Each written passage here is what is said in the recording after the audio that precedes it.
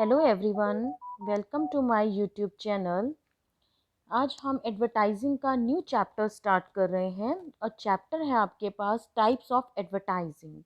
Basically जब हम बात करते हैं टाइप्स ऑफ एडवर्टाइजिंग की, तो एडवर्टाइजिंग का पर्पस पूरा करने के लिए इट मीन्स कि हम जो कस्टमर को इन्फ्लुएंस करना चाहते हैं, अपने बिजनेस के ऑब्जेक्टिव्स को अचीव करना चाहते हैं, तो उस पर्पस के लिए हम एडवर्टीजमेंट देते हैं। तो एडवर्टीजमेंट दे जो दी जाती है वो डिफरेंट डिफरेंट सर्कमस्टांसेस में डिफरेंट डिफरेंट हो सकती है। उसके लिए पहले एडवर्टाइज़र को ये देखना पड़ता है कि उसके अपने बिजनेस का ऑब्जेक्टिव क्या है। वो बिजनेस के ऑब्जेक्टिव्स को जो अचीव करना चाहता है, उसके ऑब्जेक्टिव लॉन्ग टर्म है या शॉर्ट टर्म है। वो कस्टमर को जस्ट अवेयर करना चाहता है प्रोडक्ट के बारे में, या उन्हें इन्फ्लुएंस करके प्रोडक्ट को सेल करना चाहता है। यानी कि उसका ऑब्जेक्टिव क्या है। वो सिर्फ एक लोकल लेवल पर अपने प्रोडक्ट को सेल करना चाहता है, या नेशनल लेवल पर, इंटरनेशनल लेवल पर, या उसके जो कस्टमर्स हैं वो किस टाइप के हैं। उन सारे के सारे फैक्टर्स को स्टडी करके वो ये डिसाइड करता है कि जो उसने एडवर्टाइजिंग यूज़ करनी है वो उसने किस टाइप की एडवर्टाइजिंग को यूज़ करना है। तो कई बार हम जो एडवर्टाइजिंग यूज़ करते हैं उसमें हम कई तरह के मीडिया को यूज़ करते हैं, यानी कि एडवर्टाइजिंग के अंदर हम डिफरेंट तरह के प्रमोशनल टूल्स को यूज़ किया जाता है। उसके लिए हमें स्टडी करना पड़ेगा कि जो एडवर्टाइजिंग के टाइप्स हैं वो कौन कौन से हैं, किस किस तरह की एडवर्टाइजिंग होती है और किन टाइमिंग्स पर हमें किस तरह की एडवर्टाइजिंग को यूज़ करना चाहिए। तो उसके अंदर अभी इस टॉपिक के अंदर हम डिफरेंट तरह के टाइप्स पढ़ेंगे कि एडवर्टाइजिंग किस तरह की है आपके पास। टॉपिक है आपके पास क्लासिफिकेशन ऑफ एडवर्टाइजिंग। जब हम एडवर्टाइजिंग को डिफरेंट पार्ट्स में डिवाइड करते हैं तो वो हम डिफरेंट तरह से इसे डिवाइड कर सकते हैं, like on the basis of geographical spread, on the basis of target audience, on the basis of demand influence level, on the basis of institutional image, product life cycle, on the basis of action, appeal, media और different types of advertising. It means कि advertising के जो types हैं वो different तरह के हैं। One by one करके हम इसे स्टडी करेंगे। हमारे पास फर्स्ट टॉपिक आता है, फर्स्ट पॉइंट है on the basis of geographical spread.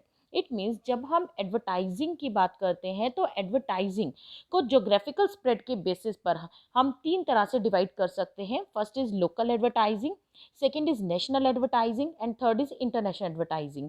It means कि हमने जो एडवर्टीजमेंट देनी है, हम अपने प्रोडक्ट की एडवर्टीजमेंट किस लेवल पर देना चाहते हैं। यानी कि हमने जो प्रोडक्ट की एडवर्टीजमेंट देनी है उसका ज्योग्राफिकल एरिया क्या है, हम हमारे प्रोडक्ट की डिमांड का जो एरिया है वो कैसा है। अगर जो कस्टमर डिमांड कर रहे हैं, अगर वो जो कस्टमर डिमांड किया कर रहे हैं वो सिर्फ लोकल एरिया से बिलोंग करते हैं, इट मीन्स जो डिमांड की जा रही है वो लोकल डिमांड है। यानी कि जैसे आप होटल्स की बात करें या रेस्टोरेंट्स की बात की जाए, तो उनकी जो डिमांड होती है वो सिर्फ लोकल एरिया में होती है। तो जो हमें ये देखना है कि आपकी जो प्रोडक्ट की डिमांड की जा रही है वो लोकल लेवल पर है, नेशनल लेवल पर है, या इंटरनेशनल लेवल पर डिमांड की जा रही है प्रोडक्ट्स की। अगर तो लोकल लेवल पर प्रोडक्ट की डिमांड की जा रही है तो आप उसकी जो एडवर्टीजमेंट है, या उसकी जो एडवर्टीजमेंट करनी है वो आप लोकल न्यूज़पेपर्स या जो लोकल केबल टीवी हैं उसके थ्रू भी आप एडवर्टीजमेंट दे सकते हैं, या पम्फलेट्स या बैनर्स के थ्रू भी आप इंफॉर्मेशन को कन्वे कर सकते हैं। लेकिन अगर जो प्रोडक्ट सेल किया जा रहा है वो नेशनल वाइड है, इट मीन्स नेशनल लेवल पर आप गुड्स एंड सर्विसेज को सेल परचेज करते हैं, ऑल ओवर पूरी कंट्री के अंदर गुड्स को सेल परचेज किया जा रहा है, तो उस टाइम पर जो एडवर्टीजमेंट दी जाती है वो इस ढंग से दी जाती है कि ऑल ओवर पूरी कंट्री में जितने भी कस्टमर्स हैं उन सब तक मैसेज कन्वे हो सके। तो जो नेशनल लेवल पर हम इट मीन्स पूरी ऑल ओवर कंट्री तक हम मैसेज डिलीवर करते हैं, उस तरह की एडवर्टीजमेंट को नाम दिया जाता है नेशनल एडवर्टाइजिंग। और नेशनल एडवर्टाइजिंग लाइक अगर हम टूथपेस्ट की बात करें, कोलगेट, सनसिल्क शैम्पू या टाटा सॉल्ट, इस तरह के जो प्रोडक्ट्स होते हैं लाइक जो कंज्यूमर गुड्स होते हैं, उनके लिए जो एडवर्टीजमेंट दी जाती है जिनका अपना एक ब्रांड नेम होता है और ब्रांड नेम के बेसिस पर आपकी गुड्स सेल होती हैं, और उसके लिए जो एडवर्टीजमेंट दी जाती है उसके लिए हम जो एडवर्टीजमेंट यूज़ करते हैं वो मास लेवल पर कम्युनिकेशन यूज़ किया जाता है। यानी कि हम एडवर्टाइजिंग के थ्रू मैसेज को कम्युनिकेट करते हैं। लाइक अगर हम नेशनल लेवल के प्रोडक्ट की बात करें तो उसका मतलब है लाइक पतंजलि आयुर्वेदिक प्रोडक्ट, इस तरह के प्रोडक्ट की अगर हम एडवर्टीजमेंट करना चाहते हैं तो उसका मतलब है कि जो हम इस टाइप का मीडिया यूज़ करें जिससे कि उसकी नेशनल कवरेज हो सके, यानी कि नेशनल लेवल तक सब लोगों तक मैसेज जो है वो कन्वे हो सके। तो इस तरह की जो एड्स होती हैं उसमें बेसिकली हम ब्रांड के ऊपर फोकस करते हैं, ताकि ब्रांड नेम जो है वो पॉपुलर हो सके। एंड थर्ड आता है इसके अंदर इंटरनेशनल एडवर्टाइजिंग, इंटरनेशनल या ग्लोबल एडवर्टाइजिंग।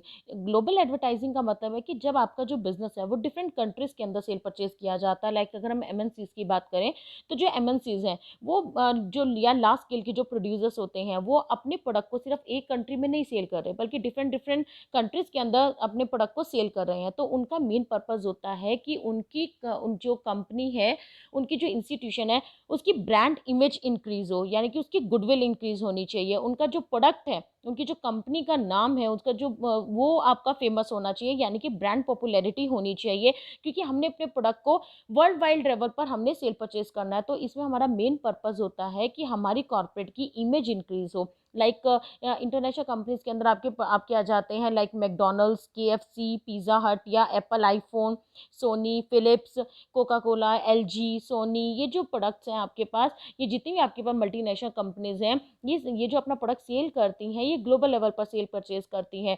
तो ग्लोबल लेवल पर गुड्स एंड सर्विस को सेल किया जाता है। तो इनका टारगेट होता है कि डिफरेंट कंट्रीज में इनके प्रोडक्ट की इंफॉर्मेशन पहुंचे कस्टमर तक, जिससे और इसके अंदर जो इंफॉर्मेशन दी जाएगी उसके अंदर हम फोकस करते हैं कि हमारी कंपनी का ब्रांड नेम इंक्रीज होना चाहिए, यानी कि ब्रांड नेम फेमस होना चाहिए, ताकि कॉर्पोरेट की गुडविल जो है वो इंक्रीज हो सके। ये था आपके पास ज्योग्राफिकल वाइज, यानी कि लोकल लेवल, नेशनल लेवल या इंटरनेशनल लेवल, जैसे भी आपने गुड्स एंड सर्विसेज को सेल परचेज करना है, यानी कि जिस ढंग से उसकी डिमांड होगी, जितने लेवल पर आप उसके हिसाब से उसकी एडवर्टीजमेंट करते हैं। नेक्स्ट है आपके pass on the basis of target audience और मार्केट। टारगेट ऑडियंस का मतलब है कि जो हमारे कस्टमर्स हैं, हमारे कस्टमर्स की जैसी नेचर होगी, यानी कि जिस टाइप के कस्टमर्स होंगे आप उस हिसाब से एडवर्टीजमेंट देंगे। लाइक जो प्रोडक्ट सेल परचेज किया जा रहा है, जो प्रोडक्ट हमने सेल करना है, उसके कस्टमर्स कैसे हैं। लाइक वो कंज्यूमर्स हैं, या इंडस्ट्रियल गुड्स हैं, या हम ये कह सकते हैं कि जो जिनको हम गुड्स एंड सर्विसेज सेल कर रहे हैं वो प्रोफेशनल पर्सन्स हैं, या वो ट्रेडर्स हैं, यानी कि जो मिडल मैन हैं। जैसे पर्सन होंगे उस हिसाब से एडवर्टीजमेंट दी जाती है। तो डिफरेंट डिफरेंट जो पर्सन्स हैं उससे हमने टारगेट ऑडियंस को डिवाइड किया कि जैसी टारगेट ऑडियंस है उस हिसाब से आप एडवर्टीजमेंट देते हैं। इट मीन्स लाइक अगर मैं आपको ये कहती हूँ कि फर्स्ट अगर हमारे पास जो टारगेट कस्टमर्स हैं वो हमारे पास कंज्यूमर्स हैं, कंज्यूमर यानी कि अगर कंज्यूमर्स है तो जो एडवर्टीजमेंट दी जाती है उस एडवर्टीजमेंट को हम नाम देते हैं कंज्यूमर एडवर्टाइजिंग। कंज्यूमर एडवर्टाइजिंग का मतलब जिसमें जो कस्टमर्स, जो कंज्यूमर्स हमारे प्रोडक्ट को परचेज कर रहे हैं वो अल्टीमेट कंज्यूमर्स हैं, वो पर्सन जो कि उस प्रोडक्ट को यूज करते हैं, डायरेक्टली खुद यूज करते हैं या उनके फैमिली मेंबर्स यूज करते हैं। यानी कि इस तरह के प्रोडक्ट जिनको फर्दर रीसेल नहीं किया जा रहा, उनका पर्पज है कि जो प्रोडक्ट हम सेल कर रहे हैं उनको फाइनली वो अल्टीमेट कंज्यूमर परचेज करते हैं, जो कि या तो उस प्रोडक्ट को खुद कंज्यूम करते हैं या उनका फैमिली मेंबर को भी परचेज करता है।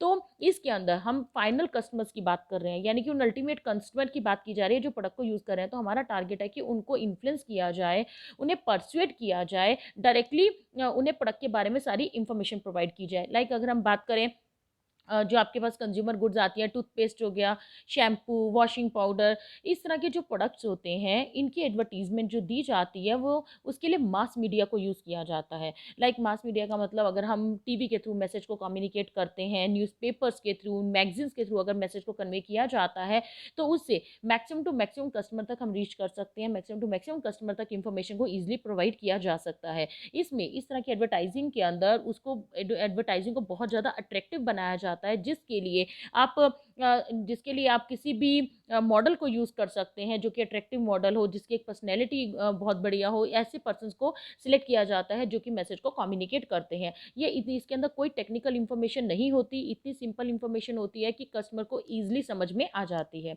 नेक्स्ट आपके पास सेकेंड, इंडस्ट्रियल या business to business advertising. Industrial और बिजनेस टू बिजनेस एडवर्टाइजिंग का मतलब बेसिकली ये जो प्रोडक्ट है आपके पास, ये इस तरह के प्रोडक्ट्स होते हैं जो कि इंडस्ट्रीज के अंदर यूज़ किए जाते हैं। यानी कि जो टेक्निकल प्रोडक्ट्स होते हैं जिसमें बेसिकली आपके पास जैसे प्रोडक्ट को प्रोड्यूस करने के लिए हम किस तरह की टेक्नोलॉजी को यूज़ कर रहे हैं, या प्रोडक्ट को मैन्युफैक्चर करने के लिए इंटरमीडिएट गुड्स की फॉर्म में जो गुड्स यूज़ की जाती हैं उन गुड्स को इसके अंदर कवरअप किया जाता है। लाइक इसके अंदर प्लांट एंड मशीनरी को भी हम कवरअप करते हैं।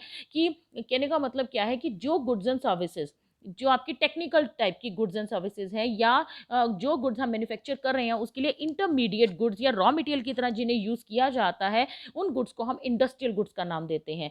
तो ये जो गुड्स होती हैं, ये इस तरह की जो गुड्स होती हैं वो क्या थोड़ी टेक्निकल नेचर की होती हैं। तो जहाँ पर टेक्नोलॉजी की बात आ जाती है या जो टेक्निकल गुड्स की बात आ जाती है, वहाँ पर जो एडवर्टीजमेंट दी जाती है वो ट्रेड जर्नल्स के अंदर दी जाती है। ट्रेड जर्नल्स का मतलब एक पर्टिकुलर आपके पास ऐसा जर्नल है जिसके अंदर टोटली इंडस्ट्रियल गुड्स के बारे में इंफॉर्मेशन दी जाती है। तो इस तरह के जो आपके पास टूल्स होते हैं, यानी कि इस तरह के जो जर्नल्स होते हैं उसके अंदर इंफॉर्मेशन कन्वे की जाती है, क्योंकि इसमें जो टारगेट ऑडियंस है उसे कन्विंस करने के लिए हमें प्रोडक्ट के बारे में सारी इंफॉर्मेशन भी प्रोवाइड करनी पड़ती है। तो ये होती है आपके पास इंडस्ट्रियल गुड्स।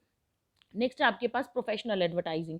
प्रोफेशनल एडवर्टाइजमेंट का मतलब है कि ये जो एडवर्टीजमेंट दी जाती है उसमें हमारी जो टारगेट ऑडियंस है वो एक प्रोफेशनल पर्सन्स है।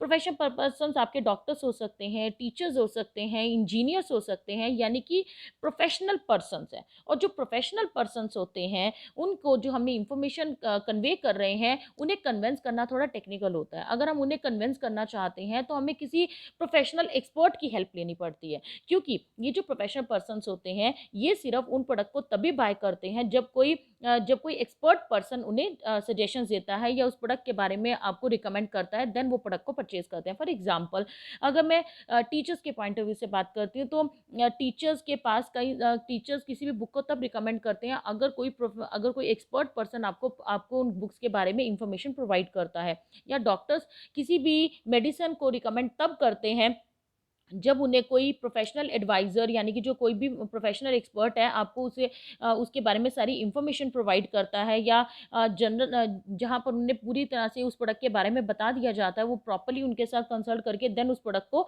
आगे कस्टमर्स को रिकमेंड करते हैं, यानी कि आगे इन्फॉर्मेशन प्रोवाइड की जाती है। तो इस तरह की जो इन्फॉर्मेशन होती है वो आपके पास प्रोफेशनल जर्नल्स के अंदर प्रोवाइड की जाती है।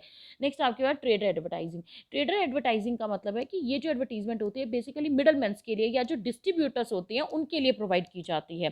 जैसे मैं आपको तो ये जो सी एडवर्टीजमेंट है कि आपके यहाँ ट्रेडर एडवर्टाइजिंग है, यानी कि इसमें हमारा मेन जो टारगेट है उसका पर्पस होता है कि जो स्टॉकिस्ट है, यानी कि जो मिडलमैन्स हैं उनको अट्रैक्ट करना। कई बार क्या किया जाता है, कई बार हम न्यूज़पेपर के थ्रू ऐड निकाल देते हैं कि हमें एजेंट्स चाहिए, यानी कि वांटेड एजेंट्स, वांटेड स्टॉकिस्ट, इस तरह की जो इन्फॉर्मेशन होती है वो बेसिकली ट्रेडर से रिलेटेड होती है। तो उस एडवर्टाइजिंग को हम नाम देते हैं ट्रेडर एडवर्टाइजिंग, जो पर्टिकुलर किन के लिए दी जा रही है, ट्रेडर्स के लिए।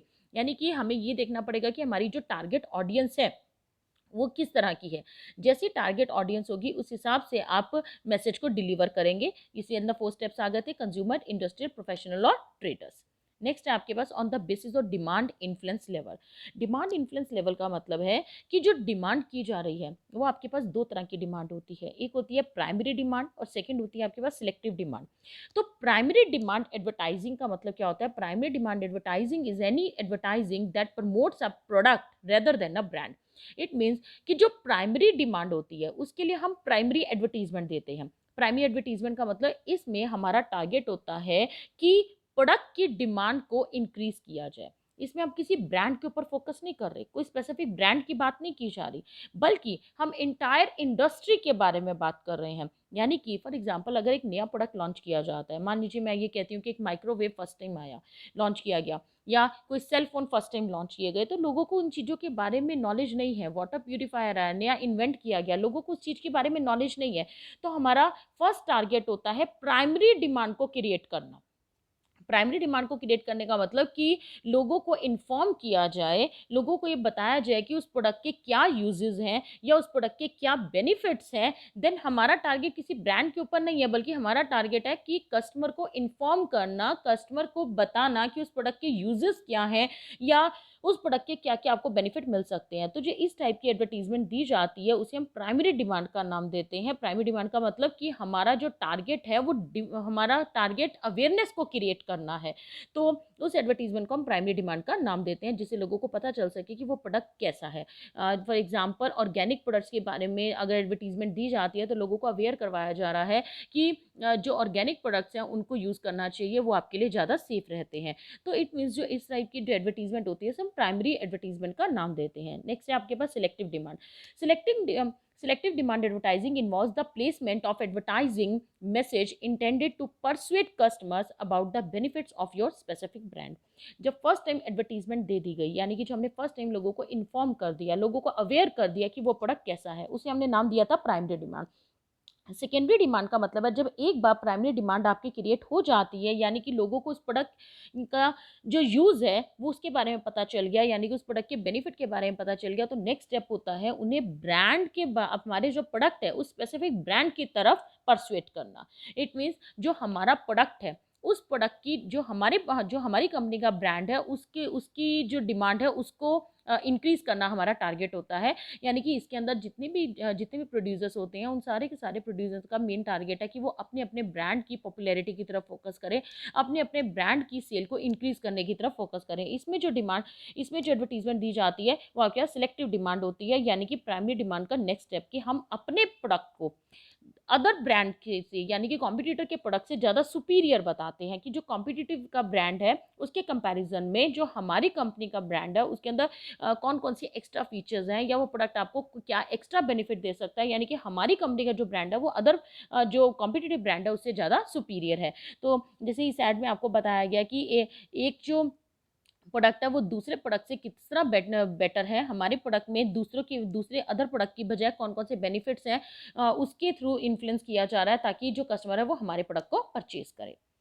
नेक्स्ट है आपके pass on the basis of institutional image. Institutional image का मतलब है कि इंस्टीट्यूशनल इमेज कह सकते हैं या ब्रांड इमेज कह सकते हैं। मेनली हमारा टारगेट है कि हमने अपने प्रोडक्ट की ब्रांड या पूरी इंस्टीट्यूशन की इमेज को हमने को इंक्रीज करना है।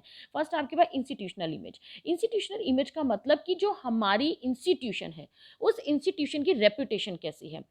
अगर हम कोई भी ऐसी एडवर्टीजमेंट दे रहे हैं जिसमें हमारा टारगेट है कि हमारे बिजनेस यानी कि हमारी फर्म की रेपुटेशन इंक्रीज हो, तो उसे कहा जाता है इंस्टीट्यूशनल एडवर्टाइजिंग। इसमें मेन टारगेट ये होता है कि जो हमारी कंपनी के शेयर होल्डर्स हैं या जो क्रेडिटर्स हैं उनको उनके सामने यानी कि कंपनी की गुडविल इंक्रीज हो, चाहे वो कंपनी के एम्प्लॉइज़ हैं, यानी कि आपकी कंपनी के साथ जितनी भी लिंक पार्टीज़ हैं, जो इंटरेस्टेड पार्टीज़ हैं, चाहे वो शेयर होल्डर्स हैं, चाहे वो एम्प्लॉइज़ हैं, गवर्नमेंट है, सप्लायर्स हैं, जितनी भी उनके साथ लिंक पार्टीज़ हैं, जितनी भी इंटरेस्टेड पार्टीज़ हैं, उन सब के सामने इस ढंग से इंफॉर्मेशन को प्रेजेंट करना ताकि हमारी जो कंपनी की इमेज है वो इंक्रीज़ हो सके, उसकी गुडविल इंक्रीज़ हो सके। जैसे कई कंपनीज ऐसी हैं जो जब भी एडवर्टीजमेंट देते हैं तो अपनी कंपनी का नेम जो है उसे हाईलाइट करती हैं ताकि उसकी जो इमेज है वो इंक्रीज़ हो सके और कंपनी लॉन्ग टर्म तक सर्वाइव कर सके।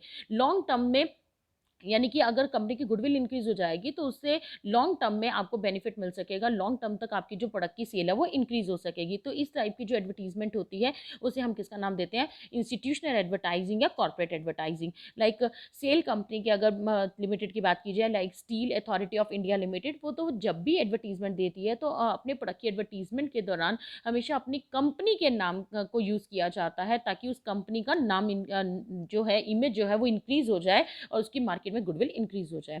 डेफिनेशन क्या कहती है, when the advertisement is to create an image reputation of the firm it is called institutional advertising. यानी कि हमारा मेन जो टारगेट है इस एडवर्टीजमेंट को देने का वो क्या है कि आपकी फर्म की रेपुटेशन जो है वो इंक्रीज हो सके, जिसमें हमारा मेन टारगेट क्या होता है कि शेयर होल्डर्स क्रेडिटर्स इन सब के सामने जो इंस्टीट्यूशन की इमेज है वो इंक्रीज हो सके। नेक्स्ट है आपके पास प्रोडक्ट एडवर्टाइजिंग। प्रोडक्ट एडवर्टाइजिंग का मतलब इसमें हमारा मेन फोकस होता है किसी प्रोडक्ट के ऊपर, यानी कि पहले हम कंपनी की गुडविल की बात कर रहे थे, अब हम बात कर रहे हैं कि पर्टिकुलर किसी एक प्रोडक्ट या किसी एक ब्रांड की तरफ फोकस किया जाता है कि वो जो प्रोडक्ट है वो कितना क्वालिटेटिव है, यानी कि वो प्रोडक्ट अगर आप यूज़ करते हैं तो वो प्रोडक्ट आपको कैसे बेनिफिट देता है। यानी कि हम इसमें प्रोडक्ट के बारे में एडवर्टीजमेंट कर रहे हैं ताकि डायरेक्टली हमारी सेल इंक्रीज यानी कि हमारे प्रोडक्ट की सेल जो है वो इंक्रीज हो सके। तो इस यानी कि प्रोडक्ट के लिए जो एडवर्टीजमेंट दी जाती है उसे हम किसका नाम देते हैं, product advertising. Product advertising focus on a particular product or brand. Most advertising is product advertising. It is designed to promote the sale or reputation of the particular product or brand. It means कि जो product advertising होती है उसका main focus product की तरफ या हमारे product के brand की तरफ होता है। इस तरह की जो advertisement होती है इसे हम product advertising का नाम देते हैं और maximum जितनी भी advertisement दी जाती हैं वो सारी की सारी advertisement product advertisement ही होती हैं। For example, अगर हम बात करें बॉर्नविटा की, हॉर्लिक्स की, लक्स, डिटोल, इस तरह की प्रोडक्ट जितनी भी एडवर्टीजमेंट दी जाती हैं वो सारी की सारी प्रोडक्ट एडवर्टीजमेंट होती हैं। लाइक अगर आप इसमें देखें तो मैकडी की एक ऐड है, तो मैकडी की ऐड के अंदर बताया जा रहा है कि जो मैकडॉनल्ड्स के प्रोडक्ट हैं पर्टिकुलर उन्हीं की एडवर्टीजमेंट की जा रही है, यानी कि अपने प्रोडक्ट के बारे में ही डिमांड की जाए, यानी कि अपने प्रोडक्ट के बारे में एडवर्टीजमेंट दी जा रही है। यानी कि इसका पर्पज़ हुआ कि आप ये देखिए कि आप क्या चाहते हैं। अगर आपका टारगेट है कि आपने लॉन्ग टर्म तक अपने लॉन्ग टर्म तक सर्वाइव करना है, यानी कि लॉन्ग टर्म तक अगर बिजनेस की गुडविल को इंक्रीज़ करना है, सेल को इंक्रीज़ करना है, तो उसके लिए आप जो एडवर्टीजमेंट देंगे उसका मेन टारगेट होगा कॉर्पोरेट एडवर्टाइजिंग, यानी कि इंस्टीट्यूशन की इमेज बढ़े। और अगर आप अपने प्रोडक्ट की सेल को इमीडिएटली इंक्रीज़ करना चाहते हैं तो उसके लिए हम प्रोडक्ट के बारे में ज़्यादा एडवर्टीजमेंट देते हैं। ज़्यादातर जो एड्स दी जाती हैं वो प्रोडक्ट एडवर्टाइजिंग ही होती हैं। नेक्स्ट है आपके pass on the basis of purpose. On the basis of purpose का मतलब होता है कि हम एडवर्टीजमेंट किस पर्पस के लिए दे रहे हैं। आपको पहले भी बताया गया कि हमारा एडवर्टीजमेंट देने के बेसिकली हमारे 3 पर्पस होते हैं: to inform, to persuade and to remind. To inform का मतलब कि जस्ट हम कस्टमर्स को, जो टारगेट ऑडियंस है उसे जस्ट हम इन्फॉर्म करना चाहते हैं कि प्रोडक्ट की फीचर्स क्या है, प्रोडक्ट की ड्यूरेबिलिटी क्या है, प्रोडक्ट के यूजेस क्या है। ये बेसिकली तब होता है जब हमारा बिल्कुल न्यू प्रोडक्ट है जो हम मार्केट में लॉन्च कर रहे हैं और कस्टमर्स को उस प्रोडक्ट के बारे में कोई भी अवेयरनेस नहीं है। बिल्कुल फर्स्ट टाइम जब हम प्रोडक्ट के बारे में इंफॉर्मेशन देते हैं तो बेसिकली प्रोडक्ट की फीचर्स और उसके यूजेस के बारे में बताया जाता है। नेक्स्ट सेकंड पॉइंट आता है टू परसुएड। इट मीन्स कि जो प्रोडक्ट प्रोवाइड किया जा रहा है उसमें अब लोगों को नॉलेज हो चुकी है, यानी कि टारगेट ऑडियंस हमारे प्रोडक्ट के बारे में जानते हैं, पूरी तरह से अवेयर है, तो हमारा फोकस रहता है स्पेसिफिक ब्रांड की तरफ। इट मीन्स जो हमारा प्रोडक्ट है उस प्रोडक्ट की स्पेसिफिक ब्रांड के लिए कस्टमर्स को परसुएट करना हमारा टारगेट होता है ताकि वो हमारे प्रोडक्ट को परचेज करे। तो इसके लिए कई तरह की ऑफर्स भी दी जाती हैं, ये like by one get one free, इस तरह की ऑफर्स दी जाती हैं ताकि जो कस्टमर्स है वो परसुएट होकर के उस प्रोडक्ट को बाय करे। एंड लास्ट आता है to remind. To remind means कई तरह के ऑफर्स देना या स्लोगन्स यूज़ करना, क्या उन्हें कुछ इस टाइप के बेनिफिट्स देना कि वो इमीडिएटली उस प्रोडक्ट को परचेज करें। इवन कि रिमाइंडर एड्स दे रहे हैं, यानी कि लगातार हम कस्टमर्स को रिमाइंड करवाते रहते हैं कि हमारा प्रोडक्ट मार्केट में अवेलेबल है। देन जिस हम ऑफ सीजन सेल लगा देते हैं जिससे जो प्रोडक्ट है वो ईजिली सेल हो सके। कस्टमर्स को अट्रैक्ट करना, कस्टमर को किसी भी तरह से कन्विंस करना कि वो हमारे प्रोडक्ट को कॉन्टिन्यूसली बेसिस पर परचेज करते रहे। तो उसके लिए जो एडवर्टीजमेंट दी जाती हैं वो हमारे पास रिमाइंडर एड्स की फॉर्म में होती है, यानी कि आपको देखना आपका पर्पस क्या है उस हिसाब से एडवर्टीजमेंट दी जाती है। नेक्स्ट आ गया on the basis of different stages of PLC, यानी कि प्रोडक्ट लाइफ साइकिल। ये प्रोडक्ट लाइफ साइकिल का मतलब जो हमारा प्रोडक्ट है वो जिस टाइम पर फर्स्ट टाइम मार्केट में लॉन्च किया जाता है, स्टार्टिंग स्टेज से लेकर के वो डिफरेंट डिफरेंट स्टेजेस से होकर के जाता है। डिफरेंट स्टेजेस का मतलब कि हमारे पास बेसिकली इसमें हमने 3 स्टेजेस के अंदर डिवाइड किया है, जिसमें जो फर्स्ट स्टेज आती है उसमें जो एडवर्टीजमेंट दी जाती है वो इंफॉर्मेटिव एडवर्टाइजिंग होती है। जो हमने लास्ट अभी पॉइंट पढ़ा जिसमें हम पर्पस की बात कर रहे थे ये उसी के साथ रिलेटेड है। इट मीन्स जो फर्स्ट है आपके पास पायनियर एडवर्टीजमेंट या इंफॉर्मेशन एडवर्टाइजिंग, इसमें हम पीएलसी की यानी कि प्रोडक्ट लाइफ साइकिल की फर्स्ट स्टेज को कवर अप करते हैं जिसमें कस्टमर्स को प्रोडक्ट के बारे में किसी तरह की कोई नॉलेज नहीं है। यानी कि हमारा टारगेट इसके अंदर प्राइमरी डिमांड को क्रिएट करना होता है, यानी कि कस्टमर्स को प्रोडक्ट के बारे में अवेयर करना होता है। यानी कि जो पोटेंशियल बायर्स हैं उन्हें न्यू प्रोडक्ट के बारे में इंफॉर्मेशन प्रोवाइड करना, लाइक प्रोडक्ट कैसा है, प्रोडक्ट की फीचर्स, उसकी अवेलेबिलिटी, उसका प्रोडक्ट का प्राइस या उस प्रोडक्ट के क्या क्या बेनिफिट्स आपको मिल सकते हैं उसके बारे में सारी इंफॉर्मेशन प्रोवाइड की जाती है। इस टाइम पर लोगों को नॉलेज नहीं है, यानी कि टारगेट कस्टमर्स को नॉलेज नहीं है, इसीलिए जो एडवर्टीजमेंट दी जाती है वो एक इंफॉर्मेटिव एड्स दी जाती हैं, यानी कि इंफॉर्मेशन एडवर्टाइजिंग दी जाती है। नेक्स्ट सेकंड है परसुएसिव एडवर्टाइजिंग। परसुएसिव एडवर्टाइजिंग का मतलब जो पोटेंशियल कस्टमर्स हैं वो एक बार अवेयर हो चुके हैं, उस प्रोडक्ट के बारे में अवेयर हो चुके हैं। नेक्स्ट सेकंड स्टेप में हमारा टारगेट आया कि हमने पोटेंशियल बायर्स को पर्टिकुलर स्पेसिफिक ब्रांड के लिए मोटिवेट करना है। जो सेकंड स्टेज होती है उसमें लोगों को नॉलेज हो गई है, प्रोडक्ट के बारे में नॉलेज है, तो उस टाइम पर जो प्रोडक्ट लाइफ साइकिल्स की स्टेज होती है वो बेसिकली ग्रोइंग स्टेज होती है, ग्रोथ एंड मेच्योरिटी स्टेज आती है।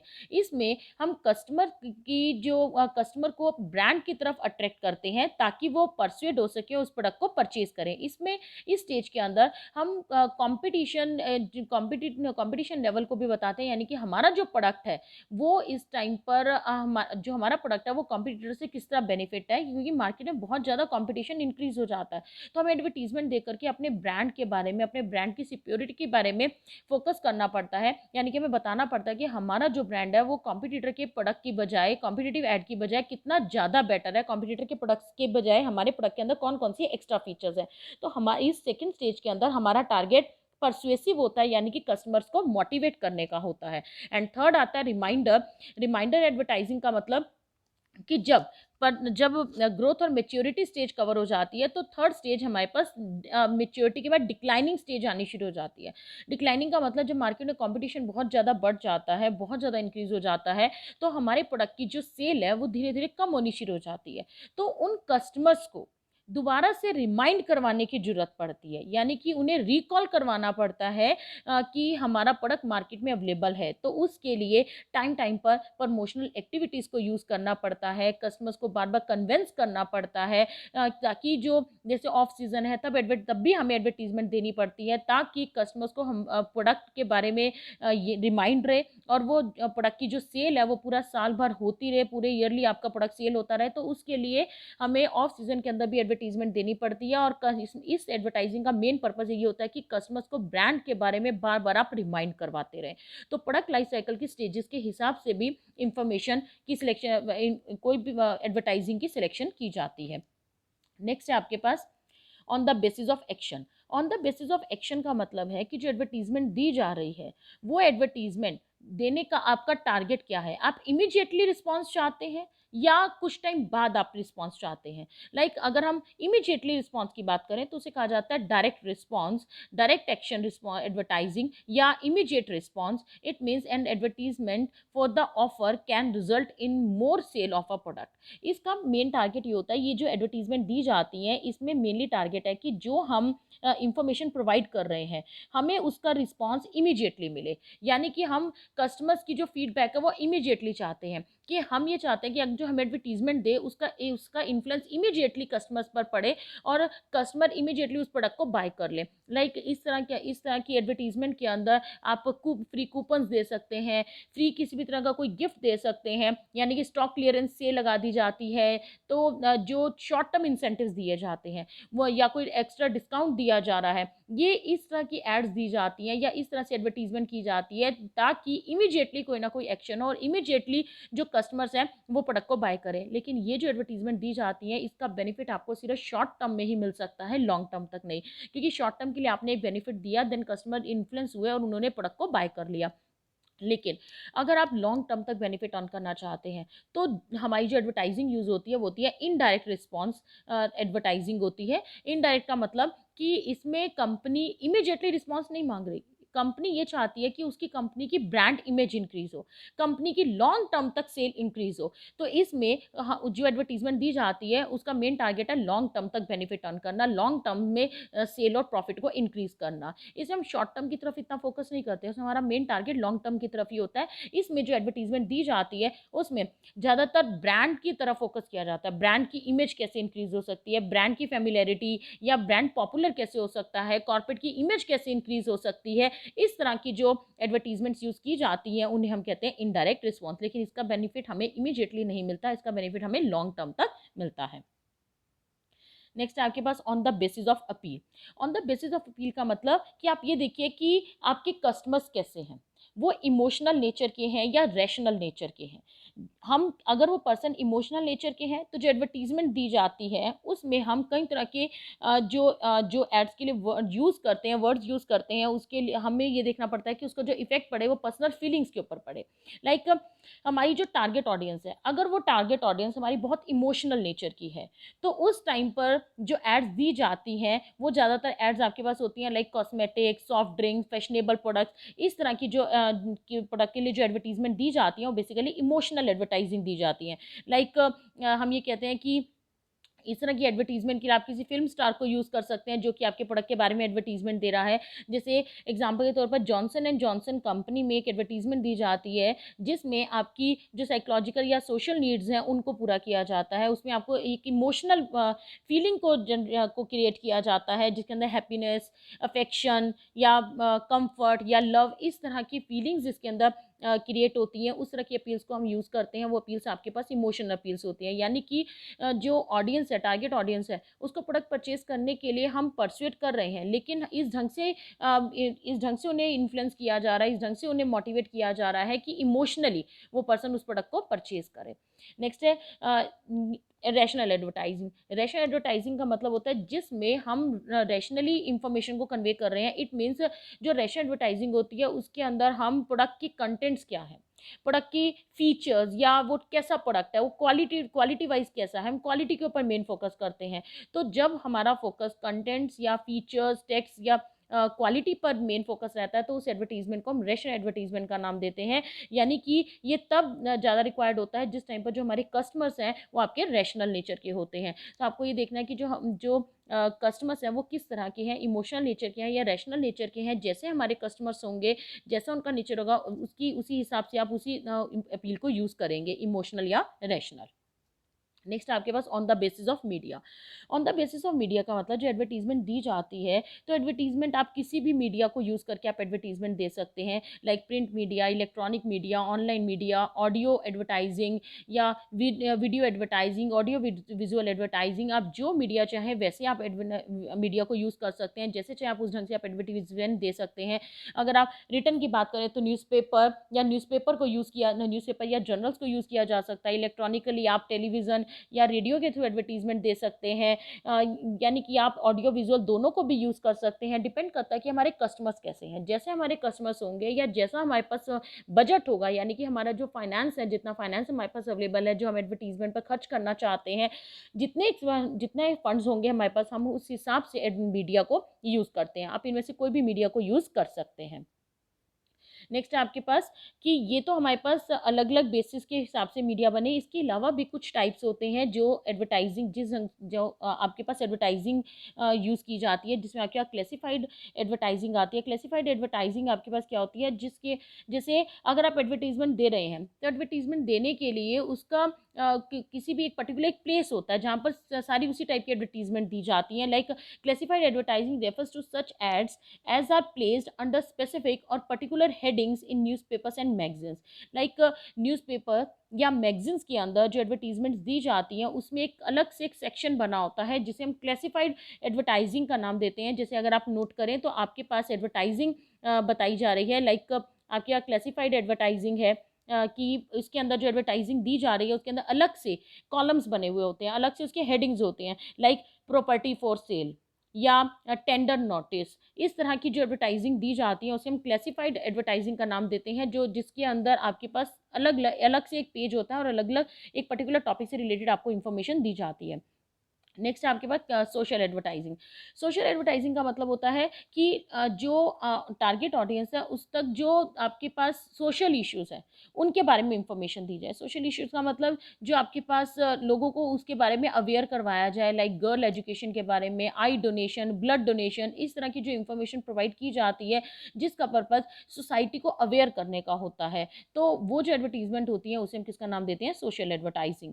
लाइक आपके पास नेक्स्ट है कॉर्पोरेटिव एडवर्टाइजिंग। कॉर्पोरेटिव एडवर्टाइजिंग का मतलब होता है जिसमें जो एडवर्टीजमेंट दी जाती है उसमें कोई अकेला पर्सन सारा एक्सपेंस नहीं करता, बल्कि जो एडवर्टीजमेंट दी जाती है उसके एक्सपेंसेस मैन्युफैक्चरर और जो कई अदर चैनल मेंबर्स होते हैं वो मिल करके एक्सपेंस करते हैं, यानी कि मिल करके एडवर्टीजमेंट देते हैं। यानी कि जो मैन्युफैक्चरर है और जो मिडलमैन्स है वो मिल करके उस एडवर्टीजमेंट की कॉस्ट को बियर करते हैं। तो वो जो एडवर्टीजमेंट होती है उसे हम कॉर्पोरेटिव एडवर्टाइजिंग का नाम देते हैं। इसके अंदर कई तरह की फ्रेंचाइजी की हम बात करते हैं, लाइक वीएलसीसी है आपके पास। उस तरह की जो ये एडवर्टीजमेंट देते हैं उसमें कुछ कॉस्ट आपका मैन्युफैक्चरर बियर करता है और कुछ कॉस्ट आपका जो मिडलमैन्स होते हैं वो बियर करते हैं। नेक्स्ट आपके रीइंफोर्समेंट एडवर्टाइजिंग।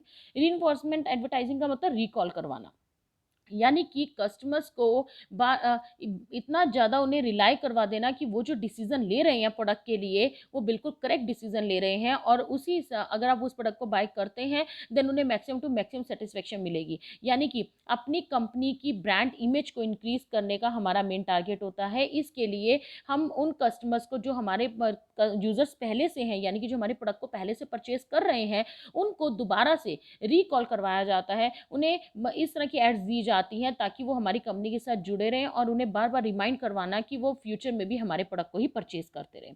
नेक्स्ट आपके पास डिफेंसिव एडवर्टाइजिंग।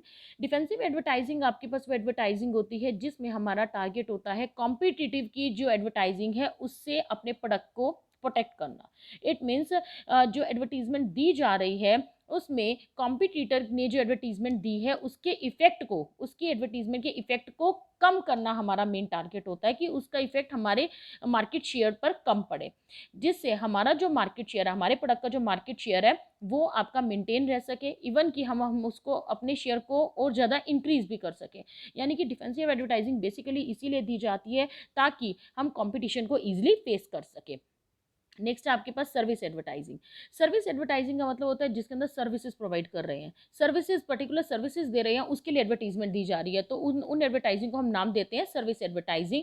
सर्विस एडवर्टाइजिंग के अंदर बेसिकली आपके पास सर्विसेज आ जाती हैं लाइक फाइनेंशियल सर्विसेज हैं, airlines, hotels, telecommunication, beauty care, इस तरह की के लिए जो सर्विसेज दी जाती हैं वो जो एडवर्टीजमेंट्स होती हैं वो सर्विस एडवर्टाइजिंग होती है। यानी कि पर्टिकुलर सर्विसेज प्रोवाइड की जा रही हैं जिसमें आके आप पर्सनल सर्विसेज, लग्जरी सर्विसेज और फाइनेंशियल सर्विसेज कवर अप होती हैं। पर्सनल सर्विस यानी कि पर्सनली आप सर्विसेज प्रोवाइड कर रहे हो, लाइक इसके अंदर हम क्वालिटी के ऊपर मेन फोकस करते हैं कि आपको जो सर्विसेज मिलेंगी वो इकोनॉमिक आपको मिलेंगी और इकोनॉमिकली आपको सर्विसेज मिलेंगी। लाइक इसके अंदर हम कवर अप करते हैं ब्यूटी केयर, स्किन केयर, इस तरह की सर्विसेज को हम पर्सनल सर्विसेज का नाम देते हैं।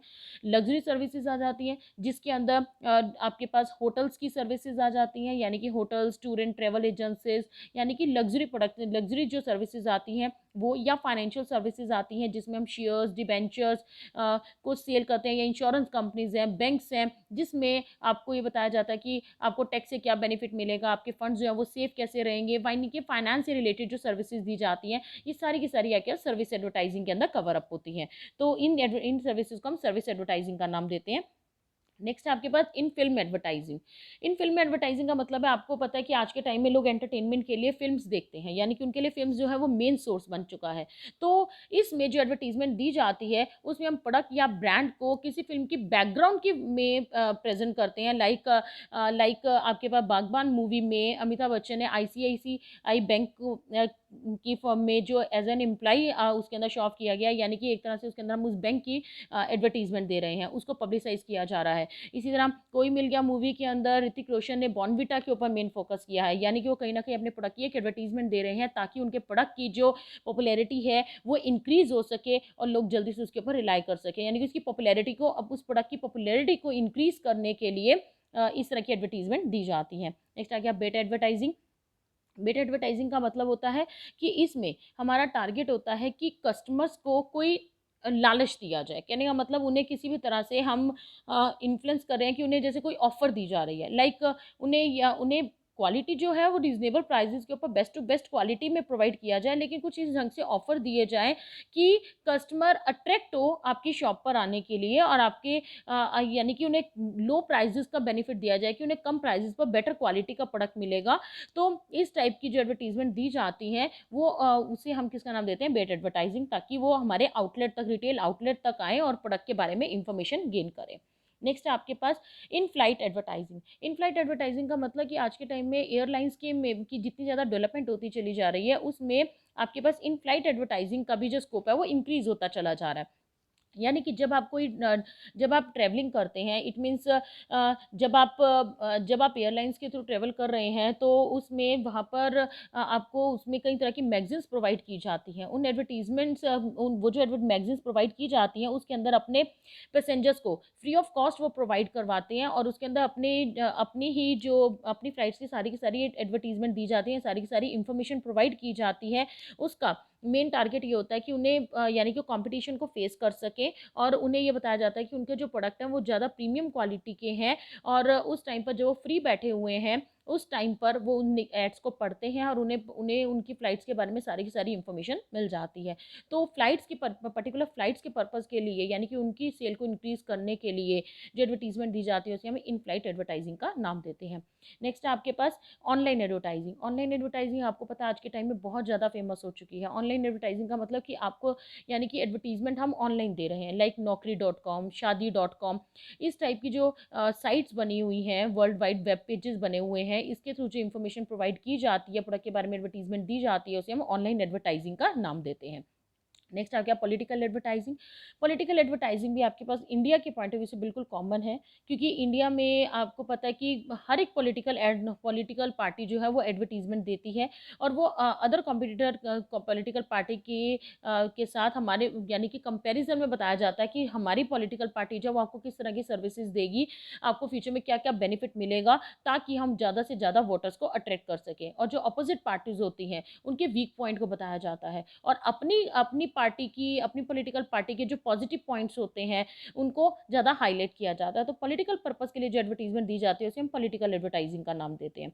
नेक्स्ट आ गया टेली शॉपिंग। टेली शॉपिंग की अगर बात की जाए तो टेली शॉपिंग एडवर्टाइजिंग आपके पास वो एडवर्टाइजिंग होती है जैसे जो आपको टीवी में दी जा रही है, यानी कि कई तरह के प्रोडक्ट्स हैं जो कि टीवी में प्रोडक्ट के बारे में एडवर्टीजमेंट दी जाती है। लाइक अगर हम बात करें होम शॉप 18 का मतलब कि उसके अंदर आपको प्रोडक्ट के बारे में एडवर्टीजमेंट दी जा रही है, आपको बताया जा रहा है कि ये प्रोडक्ट आपको कम प्राइसेस पर मिल सकेगा, आपको घर बैठे ही ये प्रोडक्ट आपको अवेलेबल हो जाएगा, प्रोडक्ट को यूज़ कैसे करना है, प्रोडक्ट का बेनिफिट कैसे मिलेगा, वो सब कुछ आपको टीवी के थ्रू सारे के सारे प्रोडक्ट के बारे में इंफॉर्मेशन दे दी जाती है। आज के टाइम में आपके होम शॉप 18, एशियन स्काई, कई तरह की आपके पास इस तरह की टेली शॉपिंग एडवर्टाइजिंग चल रही है जिसके थ्रू आपको प्रोडक्ट के बारे में इंफॉर्मेशन प्रोवाइड किया जाता है। और ये जो एडवर्टीजमेंट होती हैं बेसिकली आपकी 10 to 15 मिनट्स की होती हैं, जिसमें आपको प्रोडक्ट के बारे में सारी इन्फॉर्मेशन, उस प्रोडक्ट को यूज़ कैसे करना है, उसका प्राइस क्या होगा, उसमें क्या ऑफर आपको मिलेंगे, प्रोडक्ट के बारे में सारी इन्फॉर्मेशन, कस्टमर कैसे सेटिस्फाई हो सकता है, टोल फ्री नंबर तक आपको बताया जाता है कि आप अपना ऑर्डर कैसे दे सकते हैं। घर बैठे ही आपको सारी इन्फॉर्मेशन प्रोवाइड कर दी जाती है। तो उस इन्फॉर्मेशन को हम किसका नाम देते हैं, आपके पास जो टेली शॉपिंग एडवर्टाइजिंग है। इसी तरह आपके पास फ्यूजन एडवर्टाइजिंग आती है। फ्यूजन एडवर्टाइजिंग का मतलब होता है जिसमें कोई अकेला जो प्रोड्यूसर है वो एडवर्टीजमेंट नहीं दे रहा, बल्कि दो या दो से ज़्यादा, 2 और मोर देन 2 जो बिजनेस यूनिट्स होते हैं वो मिल करके एडवर्टीजमेंट देते हैं, उसे हम फ्यूजन एडवर्टाइजिंग का नाम देते हैं। लाइक कोका कोला और मैकडी की अगर बात की जाए तो कोका कोला और मैकडोनल्ड्स दोनों मिल करके इकट्ठी ऐड देते हैं कि जो कोका कोला दी जाती है उसे कस्टमर को को गिलास के अंदर प्रोवाइड की जाती है जिसमें बाहर मैकडोनल्ड्स का नाम दिया जाता है, यानी कि जिससे कोका कोला और मैकडोनल्ड्स दोनों की एडवर्टीजमेंट, यानी कि दोनों की एडवर्टीजमेंट साथ साथ हो जाती है। नेक्स्ट आ गया सेलिब्रिटी एडवर्टाइजिंग।